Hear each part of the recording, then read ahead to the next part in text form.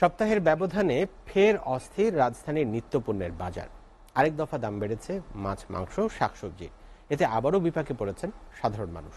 তারা বলছেন, শুধু সরকার পরিবর্তন হলেই চলবে না, অতি মুনাফার মানসিকতা পরিবর্তন করতে হবে ব্যবসায়ীদের। বিক্রেতারা বলছেন, বন্যা ও অতিবৃষ্টিতে উৎপাদন ব্যাহত হয়ে কমেছে সরবরাহ, ফলে দাম বেড়েছে সবজির। বাড়তি দামে বিক্রি হচ্ছে ব্রয়লার সহ সব রকমের মুরগির। স্বস্তি নেই মাছের বাজারেও। সাজ্জাদ জাহান জানাচ্ছেন বিস্তারিত। সাপ্তাহিক ছুটির দিনে রাজধানীর কাউরান বাজার ঘুরে দেখা যায়, রাজনৈতিক পট পরিবর্তনের পর বাজারে কিছুটা স্বস্তি দেখা দিলেও তা আবারও ঊর্ধ্বমুখী। বন্যা সহ নানা কারণে আবারও বাড়তে শুরু করেছে শাকসবজি সহ নিত্যপণ্যের দাম।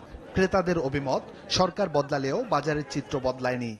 অসাধু ব্যবসায়ীরা এখনো লুট করছে টাকা। পেঁয়াজ 120 টাকা কেজি, রসুন 240 টাকা কেজি, তাইলে কোনটার হাসতে হলো ভাই? কোনোটাই হাসতে নাই। রোড ট্রান্সপোর্টের যে বাড়তি খরচ, এটা কমে গেছে বলে আমরা মনে করি। তারপরে কিন্তু আপনি দেখবেন যে সাধারণ জনগণের যে নিত্য প্রয়োজনীয় জিনিস, এগুলোর দাম কিন্তু কমে নেই।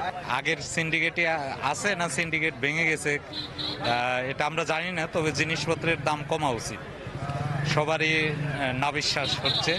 ব্যবসায়ীরা জানান, সম্প্রতি বৃষ্টি ও বন্যার কারণে ফসল, মাছ ও মুরগির খামার ক্ষতিগ্রস্ত হয়েছে। এতে বাজারে কমে গেছে পণ্যের সরবরাহ। এক একটা আইটেম 10 গাড়ি ঢুকবে, সেখানে ঢুকে 2 গাড়ি 3 গাড়ি। এখন তো ফসল বলা নষ্ট হয়ে গেছে, জিনিসপত্রের দাম এই কারণে বাড়ছে।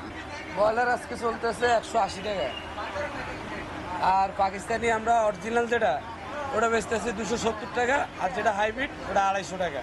বাজারে মান ভেদে প্রতি কেজি বেগুন 80 থেকে 100 টাকা, করলা 60 থেকে 70 টাকা, ঢেঁড়স 50 টাকা, বরবটি 60 টাকায় বিক্রি হচ্ছে।